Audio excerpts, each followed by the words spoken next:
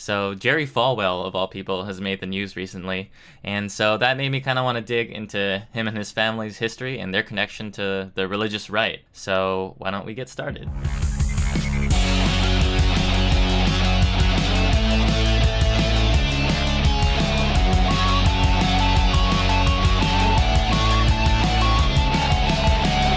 All right, so I hope everybody had a good solar eclipse yesterday, and I hope that you were wearing one of these if you did manage to look directly at the sun. But I would like to thank this brave soul for daring to stand up for his free speech and look at it unadulterated. So for that, you win the Meme of the Day award, thanks to Dan Curtin. Okay, so to start things off, I'm opening up the show with a headline here coming from the Los Angeles Times reporting Trump thanks Jerry Falwell Jr. for defending him on Fox and Friends. That show of open and honest discussion that we all know and love. This is making headlines, for one, because Trump really needs all the help he can get. The pool of people that are willing to defend him is going increasingly smaller. So you can see him, express his gratitude in this tweet here. But also because Jerry Falwell Jr. is a notable public figure, because he is the president of Liberty University, which is a private Christian university. Falwell specifically came out in defense of Trump's statements on Charlottesville, specifically his statements of, both sides being at fault, and his unwillingness to come out and denounce white supremacists. His continued support of Trump, which dates from, all the way back to the campaign trail. This has also been making news because the response to this has been really great, actually. Some Liberty University alumni are returning their diplomas to protest Trump, which is fantastic. I think it's just such a big, fuck you to Trump himself, but also to the university itself. So I wanted to zero in on this because of the history here relating to right-wing extreme political action and oppression. So Jerry Falwell Jr. is president of Liberty University because his father founded the university, the famous Jerry Falwell himself, Jerry Falwell Sr. And whenever his name comes up, I like to think immediately of his response to September 11th, in which he said famously, "I really believe that the pagans and the abortionists and the feminists and the gays and the lesbians who are actively trying to make that an alternative lifestyle, the ACLU, People for the American Way, all of them who have tried to secularize America, I point the finger in their face and say, you helped this happen." So I think those comments speak for themselves. But to fill you in on some more background here, Jerry Falwell was a major figure in creating the religious right. And his group specifically was the Moral Majority. This group allied with other such groups, such as the Family Research Council, which were eventually classified by the Southern Poverty Law Center as a anti-gay hate group. These kinds of groups allied together in the late 70s to form a formidable political bloc, now known as the religious right, that were instrumental in implementing a lot of the policies that we're struggling with today. Things like anti-abortion, things like anti-LGBT, and even just getting Reagan into office. They were a huge factor in that. And we all know the political ramifications of Reagan are still being felt today. Just the rampant deregulation of capitalist enterprises and allowing them to flourish and bring things to a new level of global exploitation. So thanks, Jerry Falwell. Thank you, Religious Right, for all that you've contributed to that. And it poetically ties back into Charlottesville and the racial issues that we're still dealing with today. I want to bring up this case, Bob Jones University versus the United States.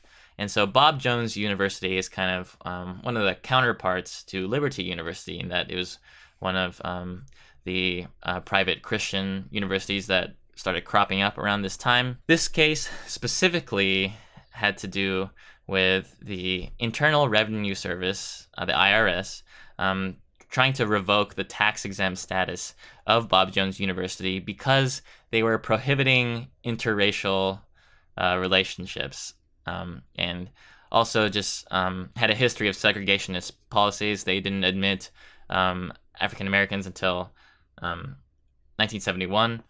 What tax-exempt status means is that everybody else is paying for their services, for them to exist. So to go back to the moral majority and Jerry Falwell, we see that this case is noted on their Wikipedia page. And right here is the rub. What brought Falwell and other white evangelicals into common cause with political conservatives was a ruling issued in 1978 by the IRS. This ruling stripped tax-exempt status from all white private schools forming in the South in reaction to Brown v. Board of Education mandate to desegregate public schools. So Liberty University was affected by this case as well. And, Liberty University was also unwilling to be put in the hot seat for segregationist policies. And so this, racial injustice is tied to the enhancement of personal wealth. And that all comes together in a group, of political religious leaders who are self-interested, starting a movement and recruiting people into their movement based off of ideology. It's clear that the white supremacist values that are so visible in the recent weeks aren't just coming from the neo-Nazi groups, the KKK, because people within the center and just run-of-the-mill conservatives are rushing to come out and say, oh, these Nazis, they're different from the white nationalists, they're different from regular old conservatives, but white supremacy is embedded in the fabric of this country's history. So yes, even those who are liberals that support liberal politics and liberal politicians, white supremacy is embedded in your politics too. Yeah, I'm not surprised that this guy, Jerry Falwell Jr., this leader in the religious right, is coming to defend Trump for his statements about white supremacists, when you could say that his father and his family history is tied directly to segregation. And so to end on a kind of a different note here, I want to bring up the separation between power and ideology. So as I mentioned before, the leaders of the religious right are exercising power through ideology. However, the ideology itself, there are aspects of it that had shifted over time to better serve that power. I think the biggest indicator of this is the fact that evangelicals were not always right-wing. Evangelical Christians had a long history of left-wing politics and standing up for actual equality, liberty, for all groups of people. And so I want to play this quick excerpt from an interview on Press Play on KCRW, where Pastor Ralph Drollinger was interviewed on the history of the religious right. If you look at the record of evangelical activism in the early part of the 19th century, evangelicals were certainly involved in the abolitionist movement. They were also involved in various peace crusades. There were very strong criticisms of capitalism, actually, in the early part of the 19th century. Women's rights was at the forefront of their agenda. And I've even found records of evangelical activism on behalf of gun control in the early part of the 19th century. So how did they become aligned with the religious right? Well, it really happens in the 1970s, particularly the late 1970s, with the rise of the religious right. Yeah, and he actually goes into the connection to the segregationist policies, and this interview is actually where I learned that particular detail from. Thanks to KCRW for putting out that great interview.